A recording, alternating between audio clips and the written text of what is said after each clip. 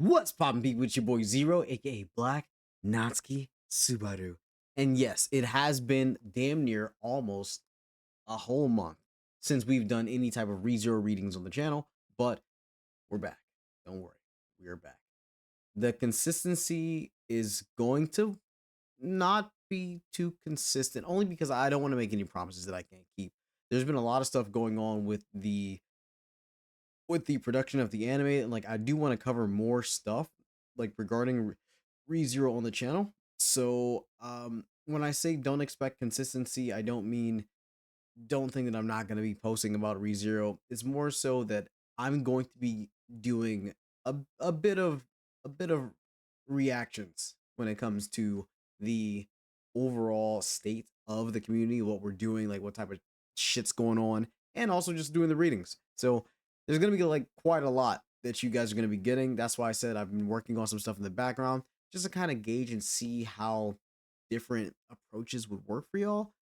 But I digress. We are about to read ReZero Arc 9, Chapter 48, The Ultimate Life Form. So, you guys already know how this goes. I'm bricked up. You're bricked up. Let's be bricked up together and read some ReZero Arc 9. While being diabolical with certain things. If you guys enjoy this, leave a like, subscribe, hit that notification bell as well. Share with your homies who you think might be as interested in hearing how I react or talk about the shit anyway. So, the Ultimate Life Form. I have some interesting expectations because I feel like this is like the Ultimate Life Form. If they're talking about Klein, what the fuck is Klein able to do that okay, anyway. Roswell and Klein-san say they can do it. So why not let... Oh, wait. I forgot to put the music on. Hold on. Wait. I jumped the gun on so many areas. My bad.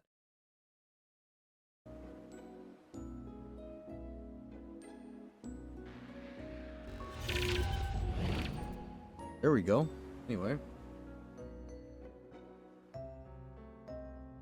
At the tactical briefing, whilst the Autobusters were deliberating over who should confront the Divine Dragon Volcanica, it was Amelia's remarks that ultimately served as the decisive blow. Turn it down just a little bit. Amelia's decision to entrust the battlefield to them without demanding a detailed explanation was not reckless impulsiveness. It was rooted in genuine trust, and for that, Roswell felt both admiration and gratitude towards her. The situation was what it was. Even if his long-planned schemes were to be somewhat derailed, Roswell was at least half prepared for the moment he would have to reveal Klein's origins. That was the identity of the Divine Dragon's Dragon King. But if we're going to talk about that, it would inevitably involve touching upon the matter of our contract as well. Naturally, Roswell knew very well whose Dragonkin Klein really was, welcoming him into the Mather's household as a servant regardless. Of course, this was not due to his exceptional abilities as a steward, but rather because he believed his presence would prove to be useful. The long-cherished desire that Roswell must fulfill no matter what, he believed Klein to be indispensable to that purpose. Even if you were to reveal it, I doubt it would change any of their stances. Advice. As Roswell kept trying to remain quiet on this matter, Klein, as one in the know, made such a proposal. There was no reason to stubbornly deny him. In fact, Roswell shared his view. Even if Roswell's circumstances were to be revealed, it would likely not change the attitudes of Amelia or the rest of the camp. Still, Roswell's inability to reveal any details was simply in his nature. Roswell could not face others without placing himself in a superior position. He had to grasp their intentions, seize their weakness, and, if necessary, He even wished to take hostages to secure his advantage. The numerous years in which he could not afford failure had molded Roswaal into a cautious, even cowardly villain. That was why, even though Roswaal knew that Subaru, Amelia, and the others were terribly kind-hearted, he simply could not bring himself to reveal his true intentions to them. I don't believe that will be a hindrance, though. The key was not to reveal everything, but to prove oneself capable where it counts. In this regard, Roswaal was proud to say that he did not lag behind his comrades. In fact, precisely because he carried the guilt of hiding his true intentions, he felt compelled to deliver results. Feeling guilt? Me? The witch's disciple of all people? Though he recognized such doubts within himself, Roswaal shelved them for later. In any case, without revealing Klein's circumstances, Roswaal found himself headed toward the same battlefield as him, and toward a fight against the enemy who had stolen the dragon husk of the divine dragon. And so,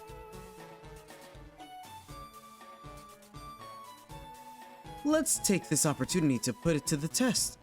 That is, all my diligent studies in order to slay the dragon. In that battle, there had been no such trial run.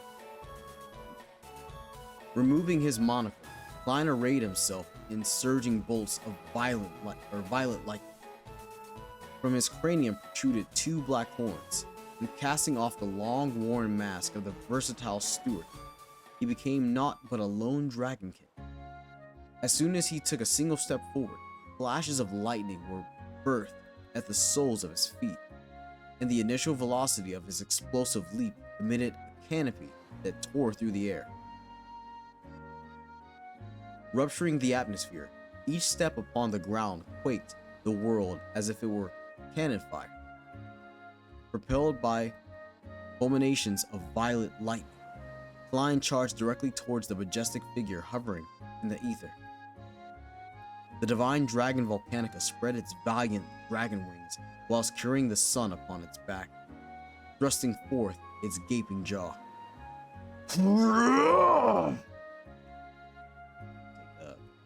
Breathe. Firewater, Rick.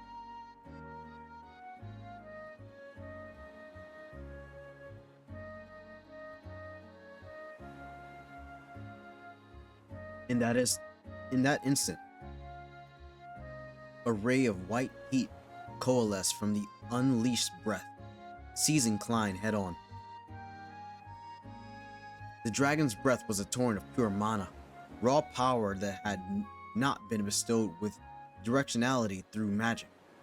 Even so, just as drops of water, harmless on their own, could amass into a flood capable of washing away nations, mana charged with overflowing vigor could easily tear apart the realm of reality. Your address at Curtain's rise is bereft of all artistry, crude. Swinging his hands down like a blade performing a bamboo splitting strike, Klein severed the white light that had been fired with might capable of leveling a city. The breath was split clean down the middle and passed straight behind him as if it were trying to avoid a direct hit. In exchange, the scorched ground was upheaved. Rock fragments were pulverized until they were turned to sand, before being melted all down into viscous streams of red lava. Leaving all that in its wake, Klein pressed forward, his body leaping high up as he drew ever closer to the dragon amidst heavenly skies. You impudent little shit! The roaring dragon grated its body, delivering a swing of its thick, tenacious tail. Striking the wind dead, the tail whip revolved relentlessly, and leaving no place to run. It seized Klein head on. Roaring thunder crackled. Purple lightning of a noticeably stronger degree illuminated the sky, and a moment later, it was the dragon's tail that had found itself repelled. The principle mirrored his earlier ground kick acceleration, a shockwave generated by the eruption of the violet bolt surging around his body. Whilst airborne, Klein had triggered that phenomenon at his feet, using the impact as a foothold. Then, by fulminating lightning through his shoulders, elbow, and down to his fist, he repelled the dragon's tail with an unbelievably powerful punch. Frighteningly, that purple lightning was. Bear with me for a little while longer. Inexhaustible. As if ignoring the fine weather of those cloudless, clear skies, those surging flashes of lightning were discharged ad nauseum. Raising its voice in anger, the dragon beat its wings and swiveled through the air. In the surroundings of that dragon, Klein dashed about freely, accelerating with each eruption of indigo lightning. As before, eruptions of purple lightning at those soles of his feet kept Klein airborne, bestowing the wingless dragonkin the right to maneuver through the sky as he pleased. Of course, the diligent dragonkin was not merely enjoying a leisurely stroll through the air, and he did not forget to unleash ferocious offenses against the dragon. Evading the dragon claws by a hair's breadth as they swung at him, he drove lightning-clad strike into the face of the opponent with whom he harbored far too great a difference in both stature and reach, and thereupon did he unleash the apotheosis of all thunderbolts. This assault, layered with the twofold preparations of strike and fulmination, was not performed merely once or twice. In the blink of an eye, it repeated 10, 20 times. Shit! Its dominance of the airspace robbed by the overlapping eruptions of purple voltage, the dragon spat that out and ascended to a higher altitude. Possessing wings, it was the special right of the divine dragon to choose its battlefield not merely on the ground, where the wasteland stretched out as far as the eye could see, but even in the sky covering 360 degrees in three-dimensional space. However, I'll do it! Ascending to a high altitude, the divine dragon's head plunged right into an enormous mass of water, losing all sense of up and down. Exhaling a large air bubble out of astonishment, the divine dragon's colossal body was swallowed by a spear of water spanning over several dozen meters in diameter, created by focusing the moisture in the surroundings and the streams of water on the surface together at a single point. As the water pressure began to creak, the divine dragon held captive in its aquatic goal widened its golden eyes. To think you would forget about me and become so invigorated. How cold.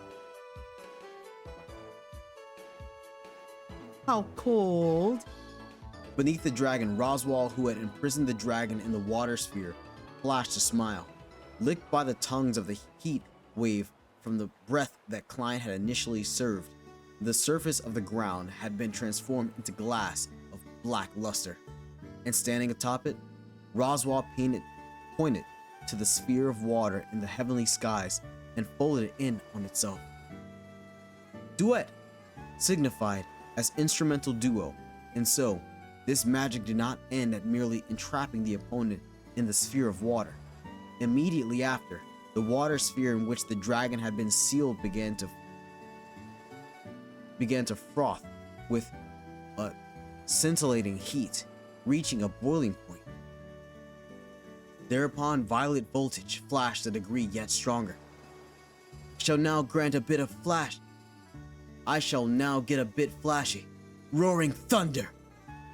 The thunderclap unleashed by Klein's fist harmonized as it thrust into the water sphere. That instant, the voltage surged through the entirety of the mess of water, frying the water sphere itself along with the dragon, purple lightning scurrying through all its insides.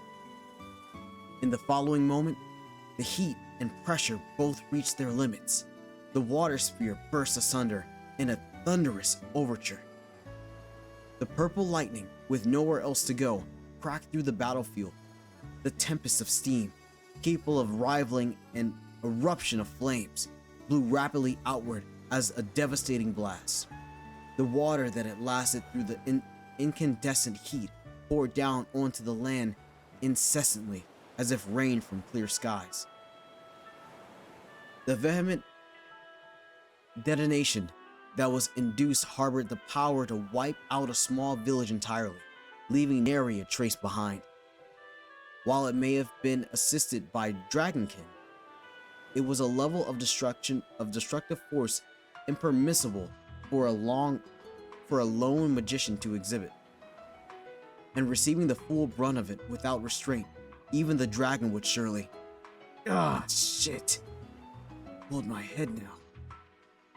Tearing through the white steam with its dragon wings, the divine dragon grumbled those words amidst the locusts of the epicenter in the sky. Indeed, it grumbled. If it had sustained any extent of injury, the grumble would have likely been a Velar curse instead.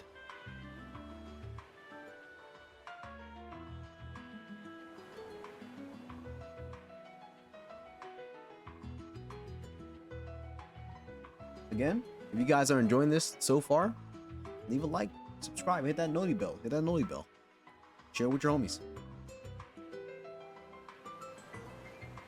Gazing up at the feat of having survived unscathed from the ground, Roswaal closed a single eye whilst leaving the blue one open. Even when subjected to such an extent of firepower, the divine dragon had not sustained even a sliver of damage. This was neither because Roswaal's magic was trivial, nor was it because the dragon had spontaneously devised the most optimal defense maneuver. Though the latter was closer to the truth, reality was far more despairing and overwhelmingly unreasonable. Master, do not be dispirited. Encouragement. Beside Roswaal landed Klein, who had escaped the blast radius and dropped down. Using purple lighting to dry off after soaking in the water sphere, Klein spoke with an unchanged tone, expression, but conveyed therein was a faint consideration founded in the long time they had known each other. During their long acquaintance, Klein had told him much about the divine dragon's unreasonable absurdity. As expected, the dragon scales and dragon hollow protecting the heartstone are quite troublesome.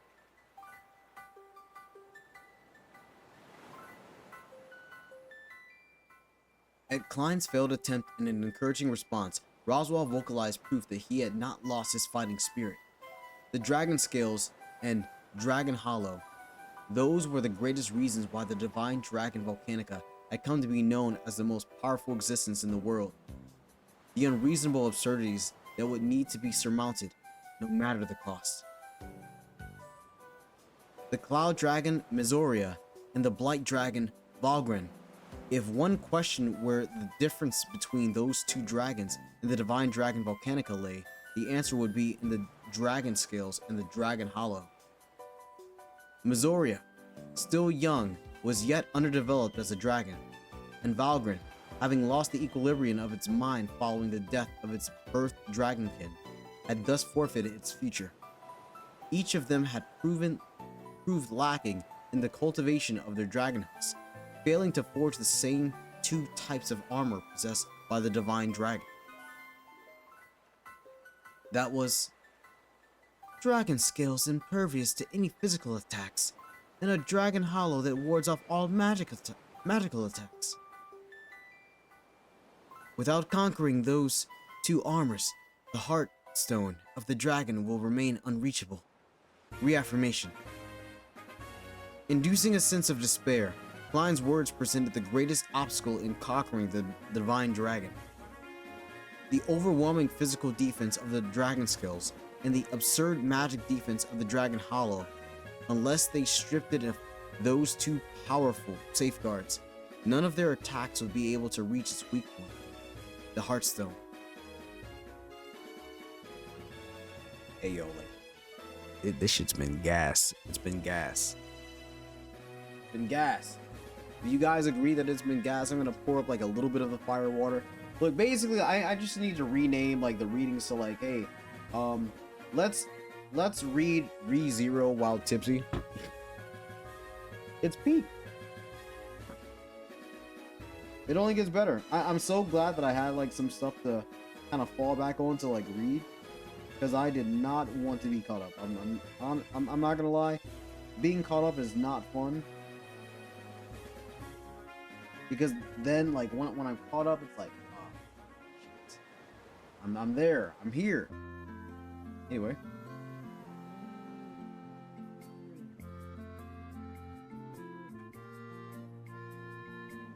Water with pepper. Okay.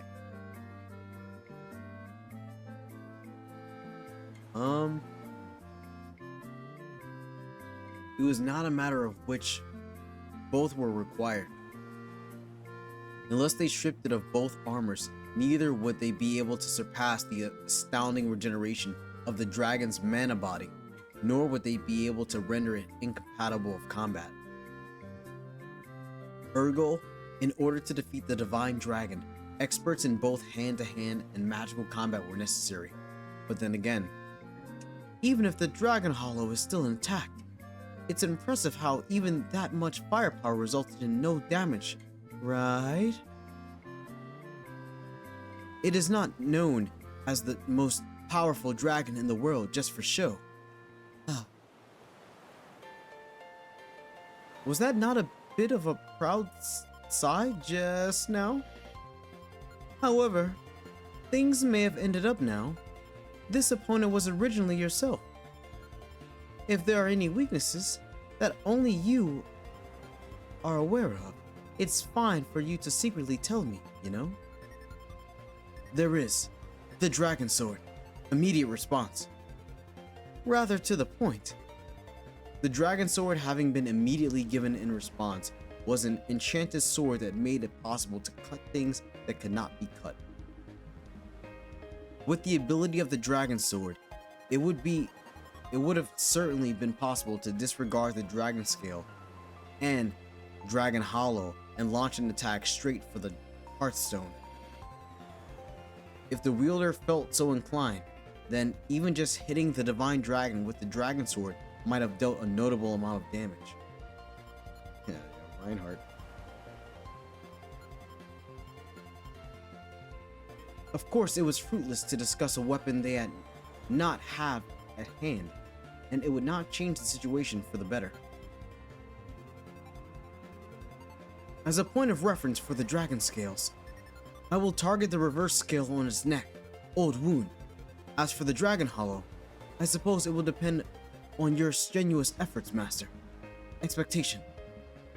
Aren't you speaking to me a little too casually after my first trump card proved completely ineffective just now? Is that so? Though, Akidona-sama would have been able to do it. Soliloquy. Hey, he's talking shit. Hey, he's talking shit. He's like, yo, Echidna would have did that shit for free. Damn. Power scaling much? What? As expected, the duration of their acquaintance went both ways. Hearing that shameless extra comment from Klein, despite knowing that he was playing right into the former's intentions, a flame was verily set alight in Roswell's heart. Of course, even now, Roswell was not so conceited as to believe that he had reached the level of his mentor. But a disciple must never cast shame upon their teacher, after all.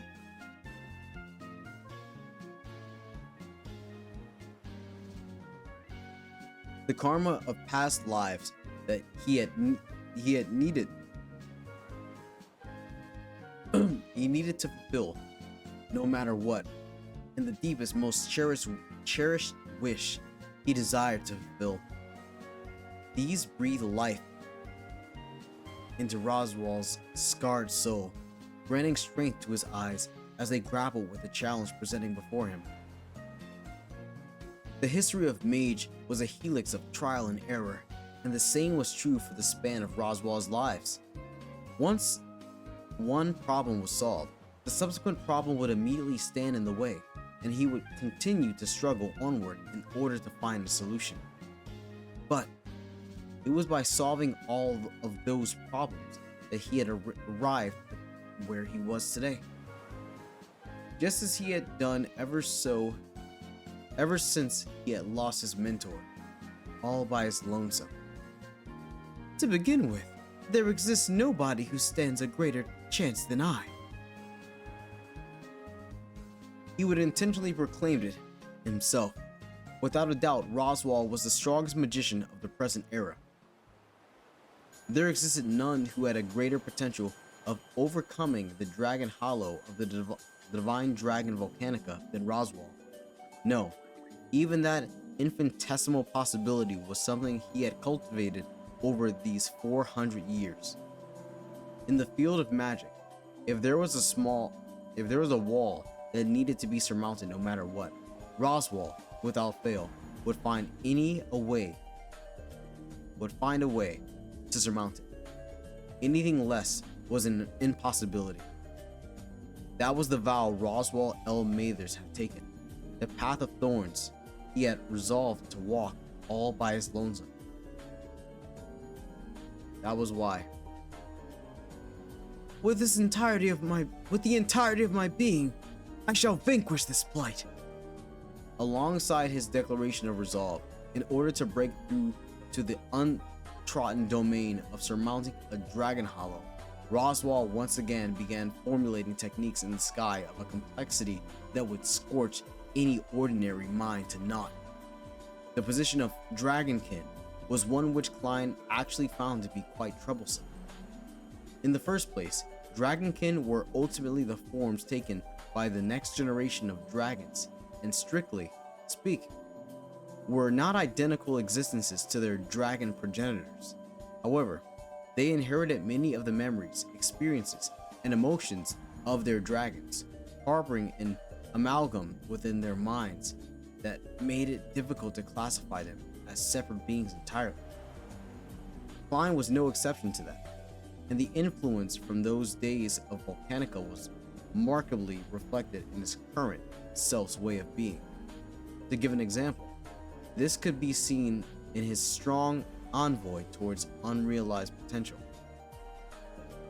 Born as a member of the absolute race known as dragons, Volcanica innately esteemed the unrightness within humans as radiant, as it meant they needed to grow and develop whilst they headed toward their goal, thus validating its own absolute way of being. That disposition was carried forth into the present with him as a dragonkin, and now unrealized beings who conceal within themselves great potential. Children were something that Klein could not help but greatly respect, revere, esteem, love, and cherish. The nature of Klein's, carried over from his past life, so to speak, was something that Frederica and the like harbored an enormous misunderstanding about. Only, there was another matter concerning Dragonkin that he wished to keep concealed from Frederica, so he deliberately refrained from clarifying that misunderstanding with her and those around her. While that may be the case, it is a tad vexing to be kept at a distance from Enero-sama, Petra, Beatrice-sama, Meili, Amelia-sama. Discontent. I like lollies. In any case, not limited solely to Klein, there existed an inextricable bond between dragons and their dragonkin. Given that dragonkin's development would spur on the growth of their dragon, and that a dragon's death would destroy the mind of their dragon, that bond was evident. In fact, if the need ever arose, a dragonkin could even house their own mind within an empty dragon house, wielding their rightful strength as a dragon to their heart's content. I have heard that in the Empire, Missoria and its dragonkin had done so. Interest. Though a long time had passed since Klein had become a dragonkin, his points of contact with other dragonkin were essentially non-existent. So he thought it might be nice if he could one day exchange words with one who had newly been born into Wallachia, Madeline. That which she said to have performed, the housing of one's own soul into their dragon huts. Was it an act which Klein had also performed many times in the past?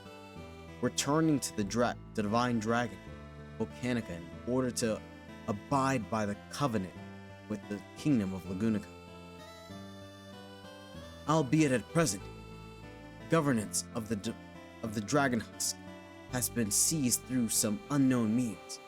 Foul play.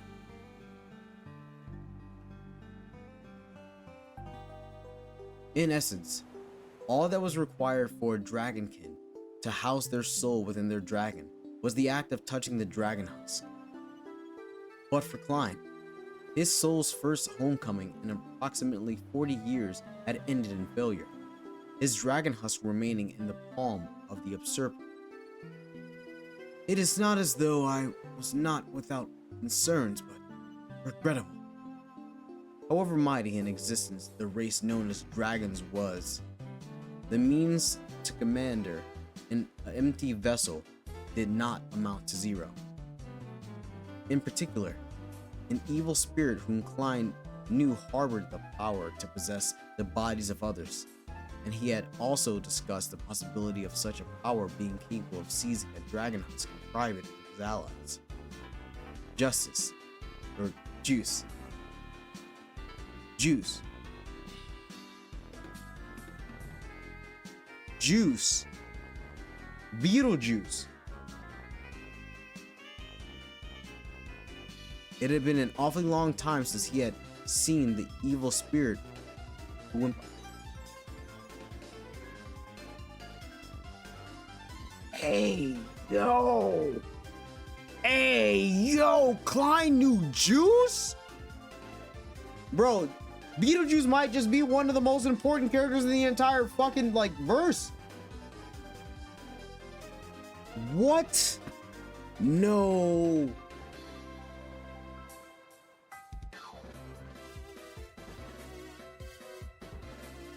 Bro, what? Juice? Hey, yo!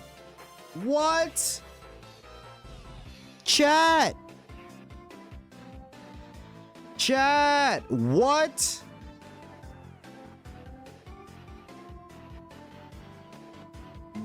Hey, what the fuck? Hold up. That's actually gas.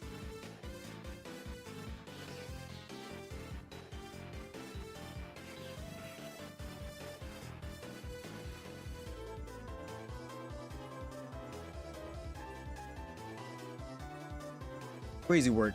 Crazy word. I don't even remember where the fuck I was. Damn, okay. There's no helping it now. Sentimentality. Regardless, Klein knew that it was possible for a dragon to have his dragon husk hijacked, and that in order to recover its said dragon husk, there was a need to strike its heartstone. The problem was, it was the divine dragon's It was the divine dragon's dragon husk that had been annexed, so its dragon scales and dragon hollow were obstructing the way to its heartstone. I will deal with the dragon husk by piercing the reverse scale. So the master must surmount the dragon hollow. Devotion. By way of the By way of the absolute defense belonging to the divine dragon, the heartstone was protected behind its dragon scales and dragon hollow. The feat of striking that was the victory condition for this battlefield levied upon Klein and Roswell.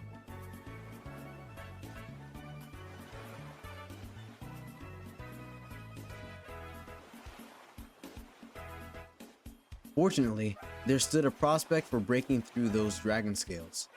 The old white scar carved into its neck at the accumulation of its deadly clash against the Sword Saint Reed Estrella was the one and only opening in that absolute defense. The fact that in the end, that which has become our means of grasping victory is a blow dealt by that insolent fellow. How truly aggravating. Infuriation.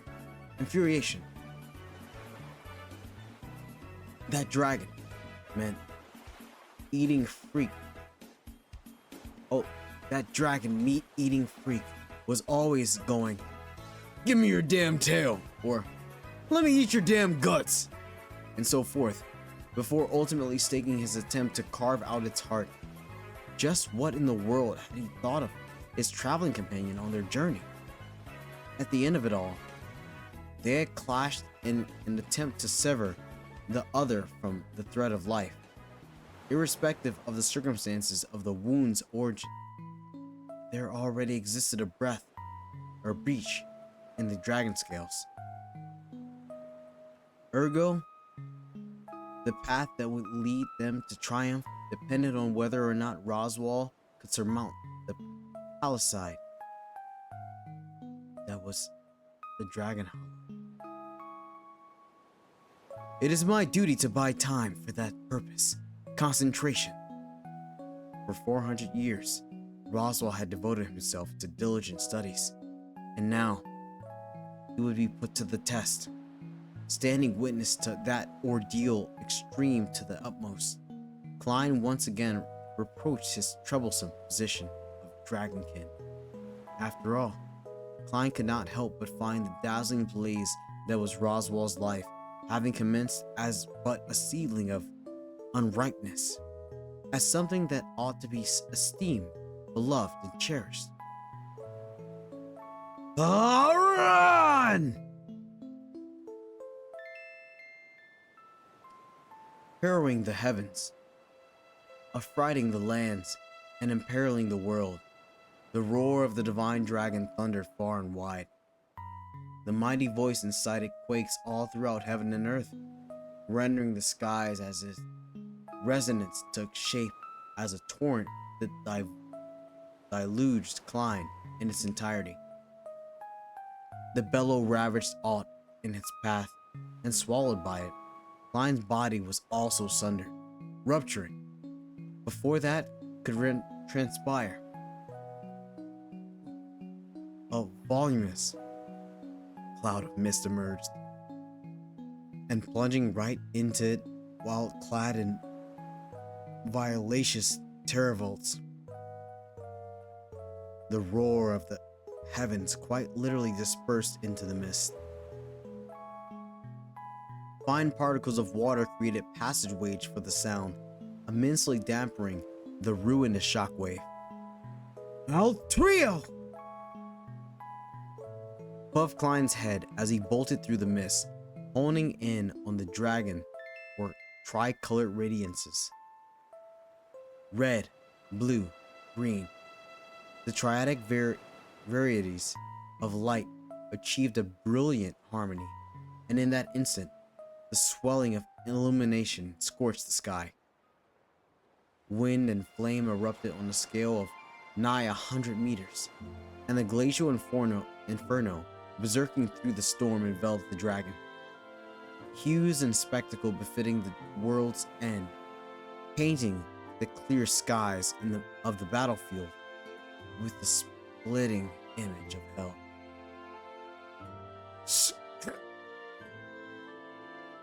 Into that hellscape, Klein thrust himself forward, galloping through the air with lightning by his side. The world's demise, the degradation of the battlefield sky to hell, to survive even if it was a realm of such absolute death, was the mark of a powerful being who had lived in an age where witches had wielded their power as to assert their very existences. Welcome! Reigning over the sky, woven with chaotic, incoherent blend of colors as it was, the divine dragon bellowed sonorously as it demonstrated its pristine condition. Behind the dragon, whilst it spread its wings, suspended in the air were colossal arms of crate construction, numbering 12 in total. The sturdy fist ferociously buried, as if a joyous gesture of welcoming, meeting Klein head on. Ceiling shackle! Unleash second stage! The moment before he crashed into the monolithic arms, Klein intensified the light emitted from the black horns on his head a stage further. Purple lightning surging around his body, Klein temporarily attained a protective equivalent to that of the dragon. Weaponizing that sturdiness, Klein wielded the entirety of his body as an indestructible ornament capable of combining the divine dragon's onslaught, or combating, should I say. A flash of roaring thunder, a detonation of purple voltage that caused the heavens to cry out, pulverized the rocky arms forged by the dragon, actualizing a volley of blows between the two who possessed far too great a difference in stature. You fight with reckless abandon, exceedingly unthinkable for a dragon. Creative ingenuity. We're both far past the stage of cleaning up, of choosing a clean way of winning, yeah?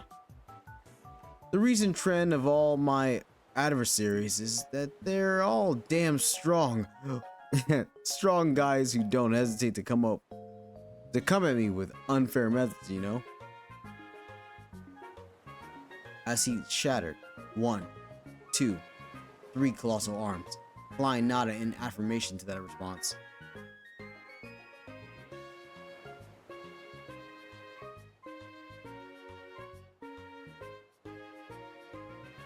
He was not fond of self-praise, but as one might expect, the one most proficient, one most capable of wielding the dragon cuss of the divine dragon volcanica to its fullest strength was undoubtedly Klein. No matter how powerful the receptacle was, if the contents did not match, its true potential would not be fully exhibited.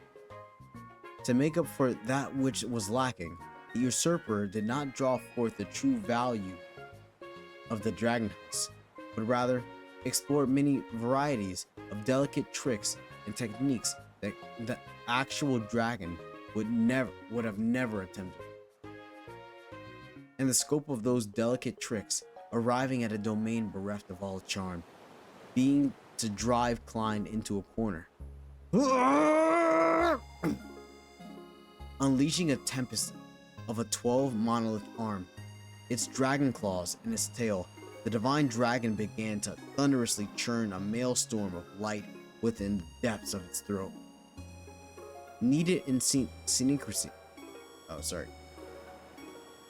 Synchrony to that was a torrent of flame and water being compressed in the dragon's oral cavity.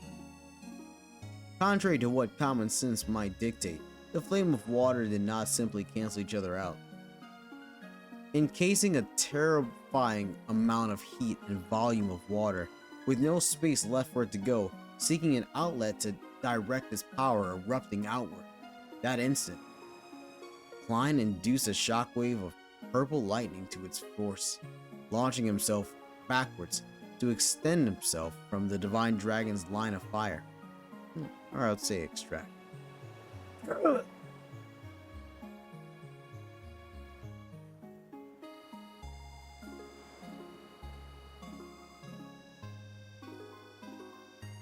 That was prevented by the colossal arms of stone that had stretched out to surround him.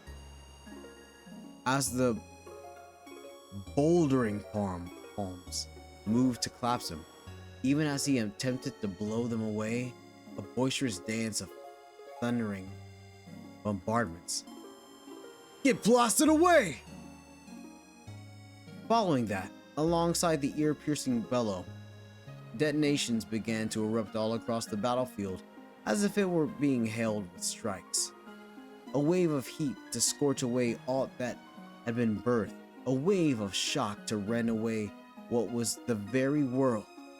The onslaught of each granted Klein no method of escape. merely passing a surplus of divine punishment onto the fool. Onto the fool.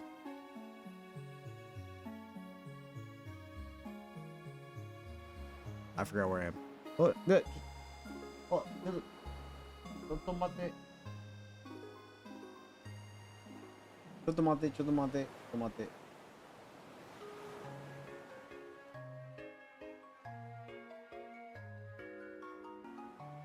Yeah.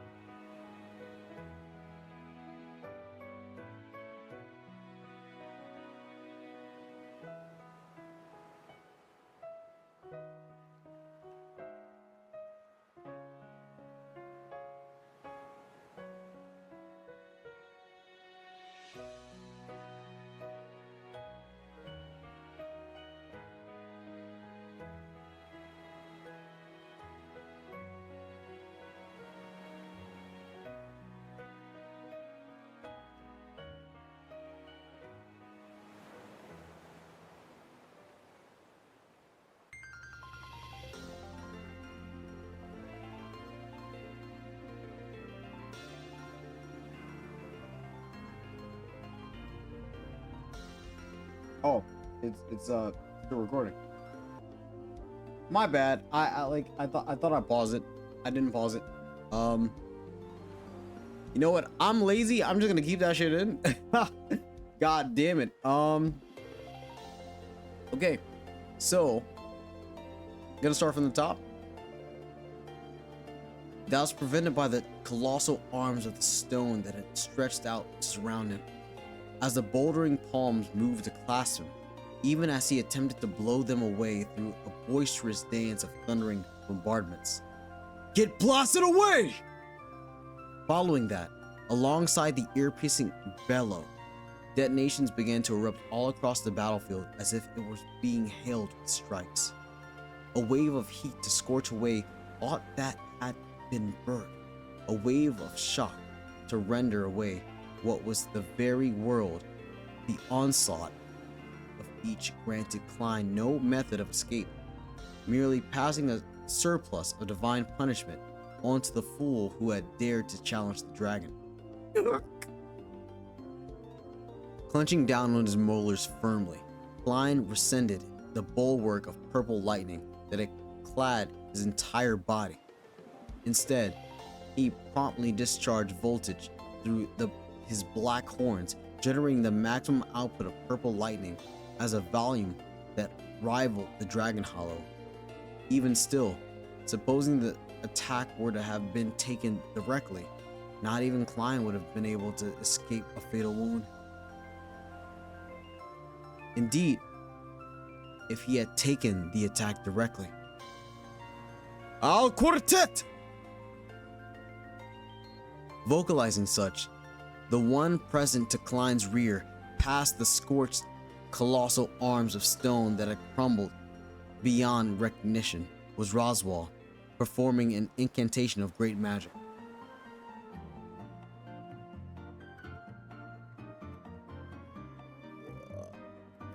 Yeah.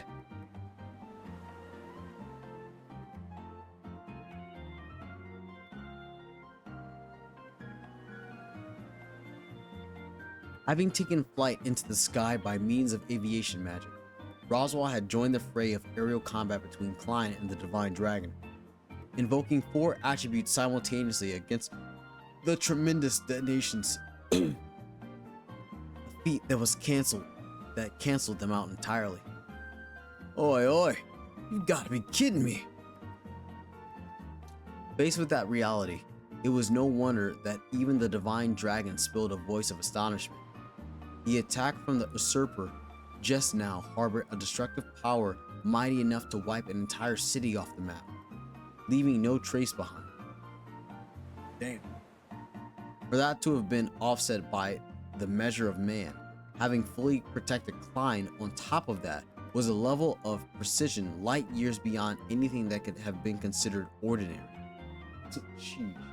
So yeah, so Roswaal, he was flexing in the fight in like during the Great Disaster, but he's flexing, right? Like he's like, yo, I can, bro. So like, what makes this type of shit interesting to me is the fact that if we already have like a general idea of how strong certain characters are, and then they do certain things, and it's like, yeah, I've been able to do this since frame 1. It recontextualizes like their output, what they're able to do, which is fucking phenomenal. Like dude, obviously, like I know the ReZero verse is very hacksy, but like the motherfuckers that are strong, like it's like, hey yo, why are you strong?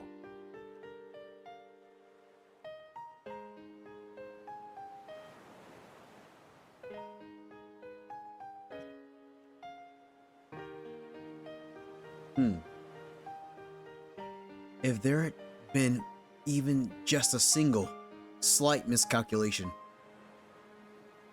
it would have instead bolstered the Divine Dragon's attack, and quite possibly scorched both of them to ashes.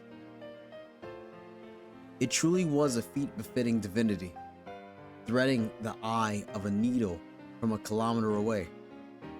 Only this could not be called a perfect victory. I'm beat. As such words feebly spilled out from Roswaal's lips, in a state of delirium, he lost control and began to fall headfirst. Oh shit. Master! Haste! Kicking off the air to catch up to the plummeting Roswaal, Klein gazed in wonder.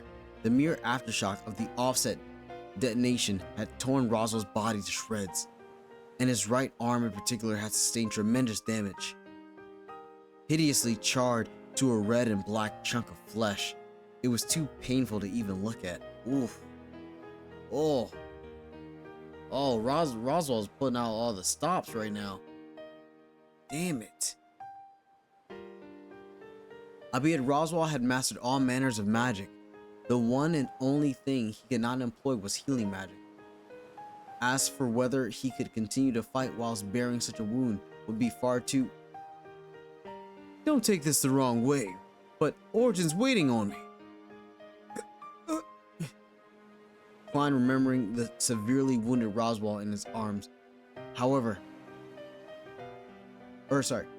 Klein embraced the severely wounded Roswaal in his arms. However, the divine dragon did not relax its onslaught, furling the wind in their wake. Is Ram gonna come? Is Ram gonna come? Like, okay, wait, like, I'm not looking ahead. Like, I have not read ahead. This is some setup-y shit. Dude, either Klein's about to fucking get like his Super Saiyan 2 power up. Ram. Who else will come? Petraboo would maybe come. And like somehow Tape would write it to make that shit make sense, and he'd write it in a way where it's like, yeah, of course this was going to happen, and you can't question it, and you're like, I want to say that your writing is not always peak, but like it is. Anyway, lock in. So,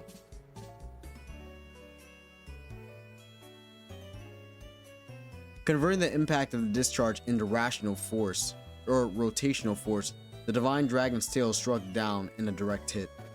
Even though he used his arm to protect their heads from a fatal blow, the force sent them hurtling straight towards the ground at full speed.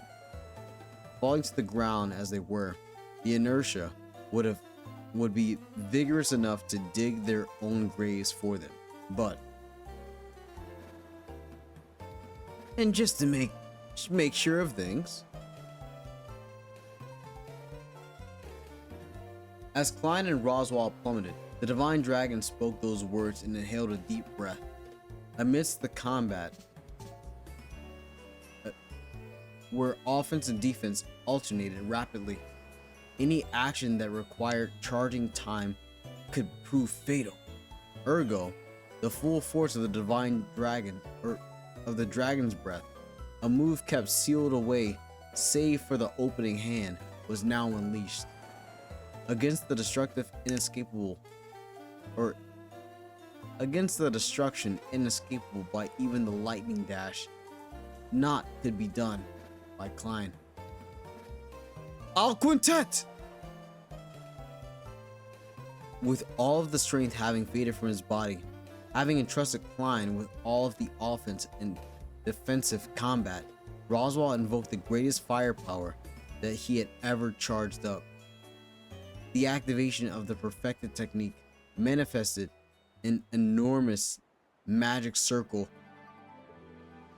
balling together 5 lights in the heavens above: fire, water, wind, earth, and finally, Yang, light. That which coalesced these conflicting principles by means of overlapping rationality that surpassed human understanding was a power of overwhelming destruction not permitted to exist anywhere but outside of order. It clashed directly against the unleashed breath of the divine dragon. In that moment, all notions of sound and color were bereft of the world.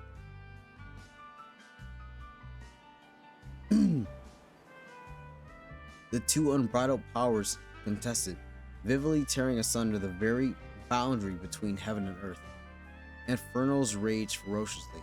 The sky froze over. The wind swirled into a vortex. The earth was vehemently exhumed, and all of it was amplified by light. 5 contradictory powers took the shape of great spires of illumination. As the battlefield crumbled in a chain reaction, the region that had been merely a craggy wasteland before the battlefield's commencement was now filled with the thunderous dance of light and sound. To the point. I'm going right. Okay. Yeah, I'm not paused. Shit. That's lost where I am. To the point that could not be discerned from down. Aught was consumed in a crucible of chaos. In the sense of destroying the equilibrium of the world, that technique was already on a level which rivaled the numerous forbidden arts whose existences had been erased by Lagna. Interesting. The reason why this had never well, the reason why this had never had its existence extinguished as a forbidden art was none other than because there had been nobody capable of using it to make it worth prohibiting. Prior to this, the ones who had materialized great magic, nay, hyper magic, to this degree, were the Witch of Greed, Echidna, and the original magician, Myeon Myeon.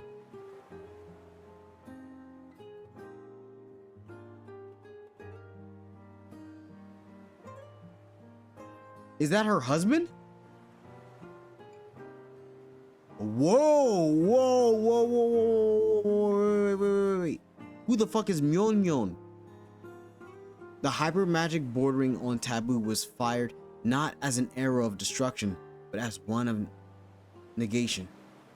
Master, truly, you are hats off. Just who could ever believe that the spectacle of this cataclysmic upheaval was the proof of a lone man's devotion to his diligent studies? The journey of footprints trodden by that personage, many would likely loathe and vilify its details as immoral, repudiating his way of being.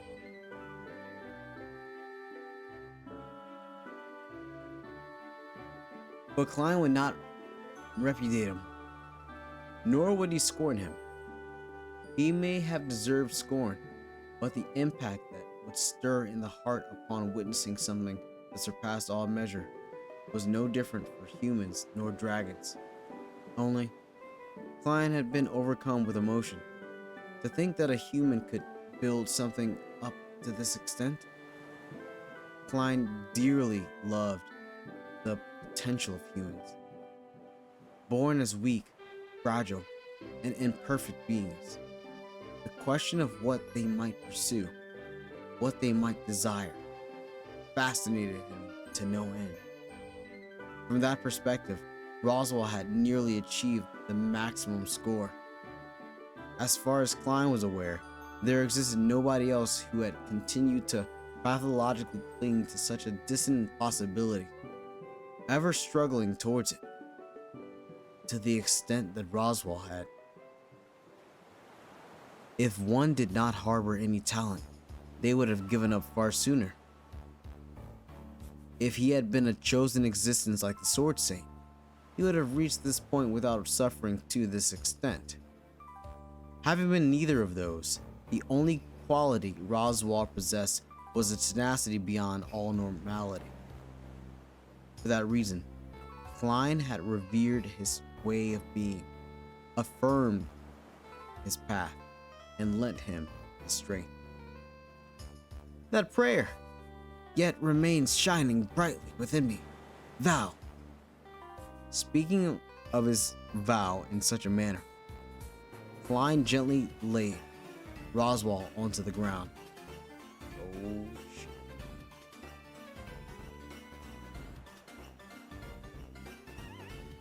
Shedding tears of blood, the matchless magician convulsed throughout his entire body as a result of overusing his powerful gait.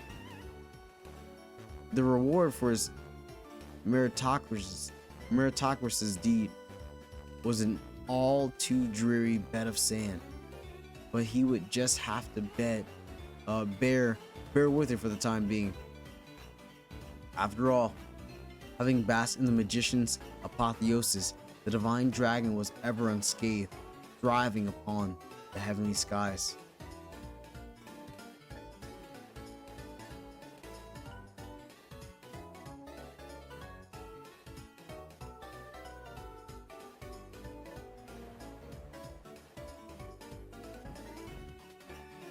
This is some peak art. It's some peak art. shout out to the artist. I'm sorry, I don't know the artist offhand. And thus reality caught up with Roswaal, whose life was teetering on the brink. 5 seconds, Master, report. That which greeted the return of his scattered consciousness was an exceptionally calm voice. However, he did not seem to blame Klein for that. If he had 5 seconds, the Divine Dragon had been able to kill Roswaal 50 times over.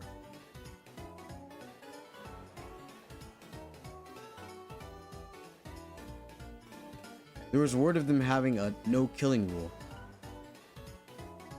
so he supposed that they could crush his limbs and freeze his wounds for later in order to render him incapable of fighting or something like that. Because if it were Roswaal, he would have gone that far in order to render someone incapable of fighting. Klein had protected Roswaal from that damage, splendidly fulfilling his role as the Vanguard. The issue was my poor display. Huh? It was the pathetic feeling of having jumped into the battle between Dragon and Dragonkin and arriving on the verge of death so quickly. It was not that he had underestimated the situation, but he had thought he could accomplish more.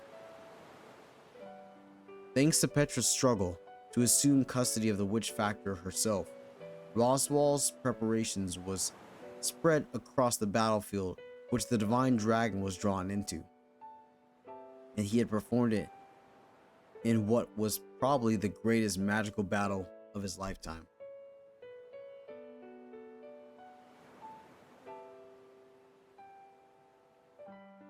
He could say that he had not fought a battle like this since he had faced the Warlock of Tristitia alongside Klein. He fought him with Klein? What? Simply looking at the results alone, it was not purely a matter of the Divine Dragon being stronger than the Warlock of Tristitia. Either way, we need to change our conditions for victory. Even now, Klein might still be fighting, believing that Roswaal would recover, but he knew his own limits better than anyone. His strength was depleted, his body was a complete mess, and even his life force had been largely whittled away by his intense consumption of mana. Even the numerous great magics he had prepared were not enough to pierce the dragon hollow of the Divine Dragon. It had been impossible, even with the simultaneous activation of 5 different types of owl-class magic.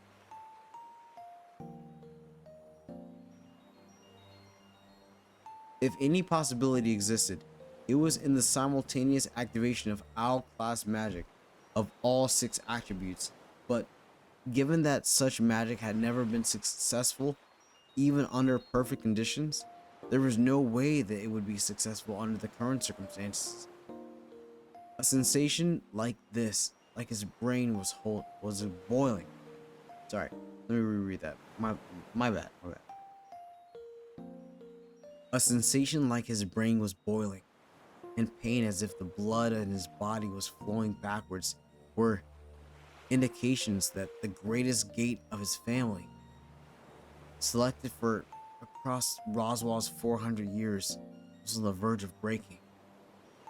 It was pointless for him to continue any further. If what he had prepared could not do the trick, he would lower the hurdle, for that he aimed to achieve and accomplish at least the minimum required of him. Nah. Originally, the goal of this battle had been to prevent Aldebaran's plans, which they could achieve if they were just continue to keep the Divine Dragon pinned down here.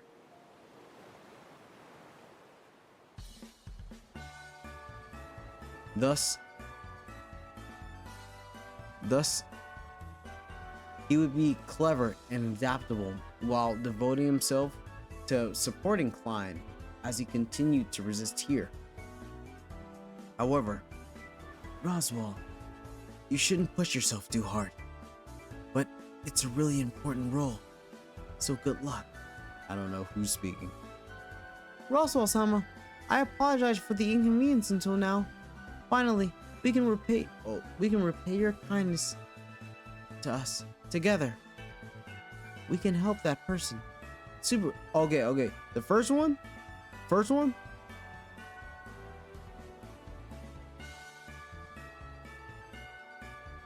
Oh, Amelia. First one's Amelia. Okay, first one's Amelia. Okay. First is Amelia. Okay, I'm gonna get it down.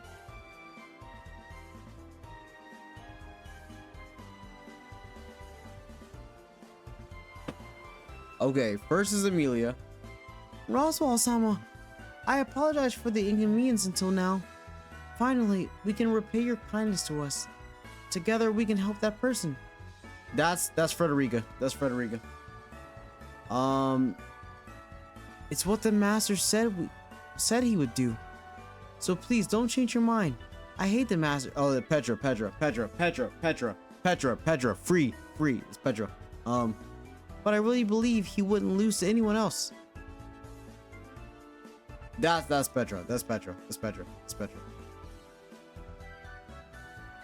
Roswell-sama, my fortune in battle be upon you, and please do enjoy yourself.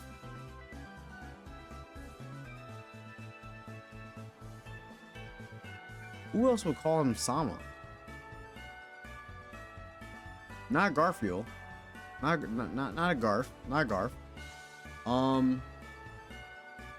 Number one is like Amelia. Or like the first one's Amelia.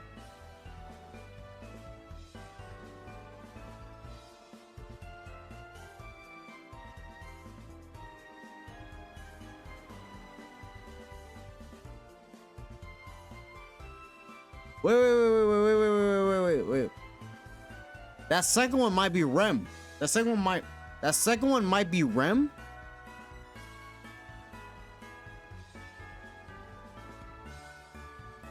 That second one might be Rem.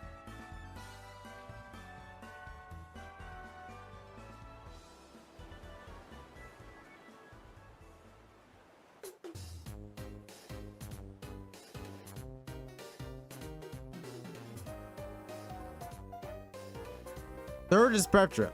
Okay, it's Amelia, Rem, Petra. Like that's my like take. Fourth might be like it might be Frederica. Drop some comments, like bro, like drop some comments, dude. If y'all know better than me, which like you intelligent fucking sick ass motherfuckers like usually do, let me know. But like I think it's like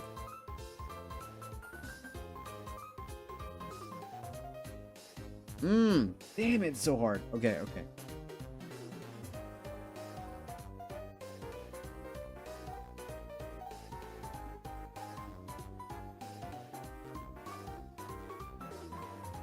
All right.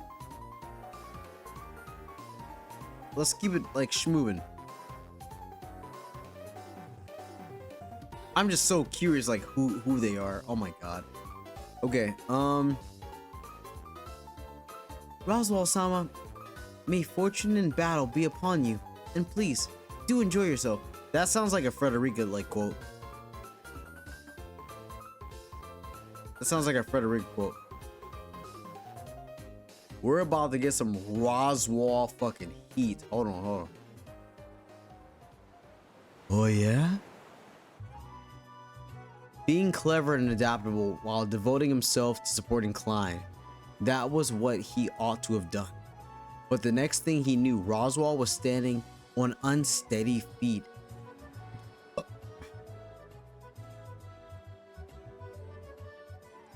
Cradling his right arm that had been reduced to a horrible state.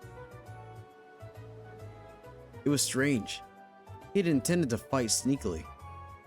Not in the manner of the grand magician Roswell he admired, but rather by using the underhanded means of a mediocre magician hungry for victory. And yet,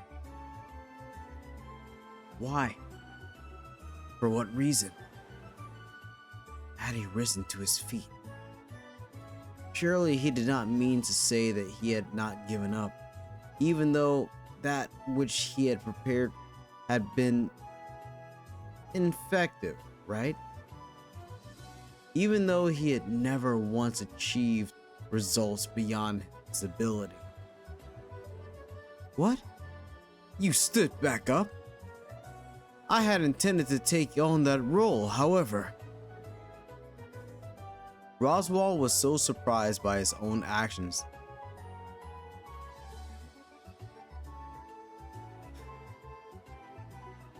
that he unexpectedly voiced his own opinions about himself. By saying that Roswell was so surprised by his own actions that the unexpected voice did not surprise him whatsoever. The owner of that voice slowly stepped in and upon the desolated earth, as if depicting the demise of the world, and stood next to the unsteady and wavering Roswell. Sorry, but I don't even have the strength to move my head. You're too short, so I can't tell who you are. But this is far from a role for a child. If this is Petra, I'm going to fucking flip. Who exactly are you calling a child? You knave. You are a truly infuriating man. Who is this? The other person raised his voice. The other person raised his voice in full earnestness at Roswell's half joking, half serious words, and his unseen form gradually lifted up and entered the edge of Roswell's field of view. It was not that the other party had grown taller. He had made the ground swell with magic, using it as an improvised step stool to match their eye levels. It was truly a silly waste of magic. Yet, he did not hate it. Indifferent to Roswell's inner thoughts, the black-robed, green-haired dwarf who had done so crossed his arm. Ezo? I shall engrave who I am anew, and that you shall not forget the knave. It's Ezo! My boy Ezo! Let's go! Yo! Hey, yo! Dude! Oh my god, bro! Hey, yo! I was like, yo, dude, what the fuck? Let's go! Let's go! My boy Ezo! We're at the end, fuck! Oh shit, wait, whoa! We're at the fucking end, holy shit! Yo, what the fuck? Oh shit! Wait, I didn't even finish it. Wait. I shall engrave who I am anew, so that you shall not forget, you knave. The gray Ezo Cardner shall conquer the divine dragon before you. Oh my god, yo, what the fuck? Yo, what the fuck? Oh my god, bro. Dude, yo, what the fuck? Oh my god, dude, Ezo back. Ezo is back. Yo, what the fuck? What? Ezo's back. Oh my god, bro. The fucking dude. This shit is peak for this. This is fucking peak. What the fuck? Yeah. Oh my god. What? That's crazy. Oh, okay.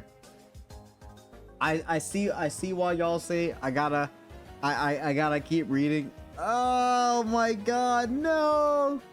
Holy shit, bro. Dude, Ezzo pulled up. Like, what the fuck? Yo, Ezzo pulled up. Oh my god. Oh my god, bro. Okay.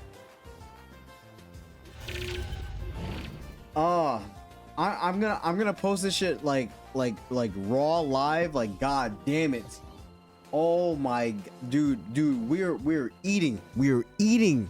What the fuck? Dude, this chapter was so good. I'm not even gonna read the next like the first page of the next chapter. Nah. We're going into that shit like fucking raw. This was crazy. What? Yo. Okay. All right. This has been your boy Zero, aka Black Natsuki Subaru. Y'all know what to do.